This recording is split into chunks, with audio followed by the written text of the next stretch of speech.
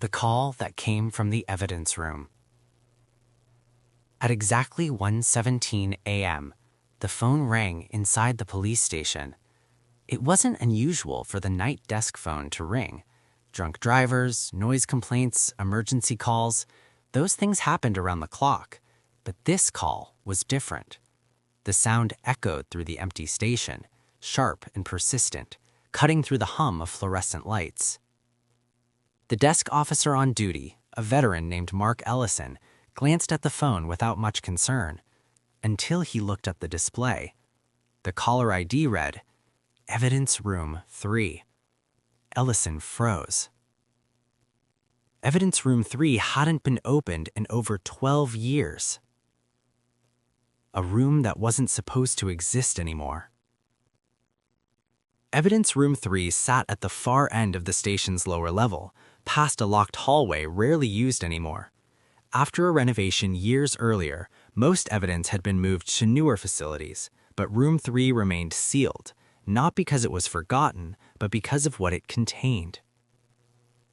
The room housed evidence from a single cold case, a murder that no one ever solved. The victim's name was Laura Mitchell, a 28-year-old schoolteacher found dead in her apartment 12 years earlier. The case had drawn attention at first. No forced entry, no weapon found, no witnesses, but within a year it stalled. Suspects disappeared, leads dried up. Eventually, the case went cold, and the evidence was sealed. The last recorded entry for Evidence Room 3 was dated 12 years ago. No one had entered since, yet the phone was ringing. Ellison stared at the display as the phone rang again. Another officer on duty, Rachel Dunn, noticed his hesitation. "Why are you just standing there?" she asked. Ellison turned the phone so she could see the caller ID. Her expression changed instantly. "That's not possible," she said. The phone rang a third time. After a long pause, Ellison picked up the receiver. "Police station," he said carefully. "This line is recorded." There was no voice on the other end. Just breathing, slow, heavy, uneven. Then a sound, metal scraping against metal, long and deliberate. Ellison pulled the phone away from his ear, his face pale. "Who is this?" he demanded. The line went dead. Protocol required them to investigate immediately. Ellison and Dunn called for backup and headed toward the lower level. The hallway leading to Evidence Room 3 felt colder than the rest of the station. The lights flickered as they walked, buzzing softly overhead. The door to Room 3 was exactly as it had always been, locked, sealed. The red security tag on the handle was still intact, unbroken. No signs of tampering, no scratches around the lock, no forced entry. "This isn't funny," Dunn muttered. They documented the seal, then unlocked the door. The hinges groaned as it opened. The air inside was stale and dry, untouched for years. Metal shelving lines the walls, stacked with boxes and sealed evidence bags. Everything was exactly where it should have been. No drawers open, no boxes disturbed. Dust lay undisturbed across the floor. Ellison swept the room with his flashlight. Nothing. No phone, no sign anyone had been there. But then Dunn noticed something. One evidence bag sat slightly forward on the shelf, as if it had been moved and then carefully placed back. It was tagged, "Laura Mitchell, Personal Effects." Ellison checked the inventory log. That bag had not been accessed since the case was sealed. Dunn lifted the bag carefully.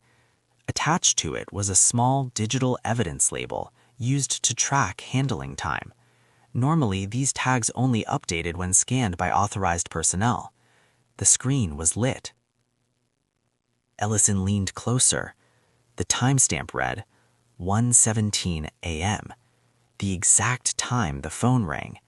No officer badge number was listed, No system access code, just the time. Silence filled the room. "That's not possible," Dunn whispered. Ellison agreed, but it was there. Laura Mitchell's murder had always been strange. She was found in her apartment, lying peacefully on her bed. No signs of a struggle, no defensive wounds. The cause of death was officially listed as asphyxiation, but no weapon or method was ever identified. Neighbors reported hearing nothing. The door was locked from the inside. The only unusual detail? A phone call Laura had made the night she died, at 1:17 a.m. The call had gone unanswered. After securing the room, investigators checked the station's internal phone logs.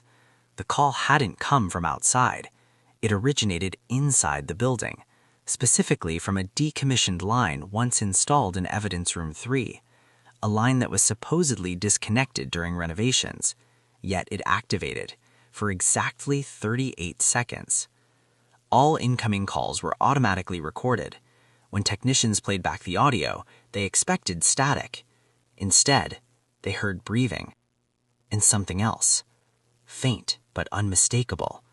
A woman's voice, barely above a whisper, saying one word: "Help."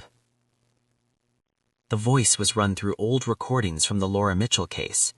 The match wasn't perfect, but it was close enough to make everyone uncomfortable.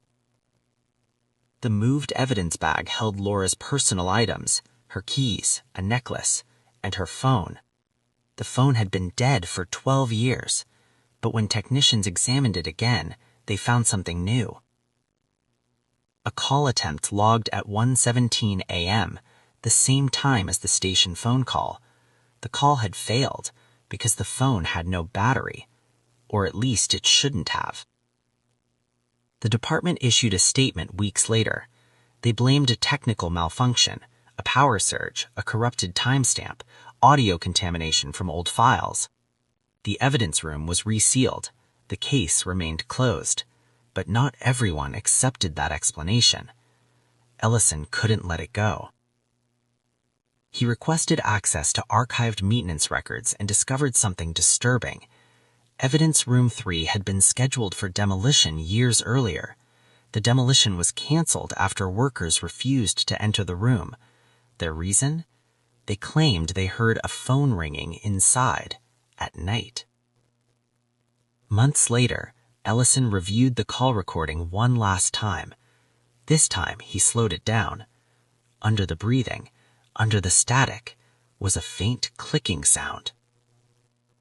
The sound of buttons being pressed, exactly 12, needed to dial the station's internal line. Evidence Room 3 remains sealed. The phone line has been physically removed. The number no longer exists, but occasionally, according to officers who work the night shift, the desk phone still rings at 1:17 a.m. The caller ID shows nothing, and no one answers anymore. Because some cases don't stay cold.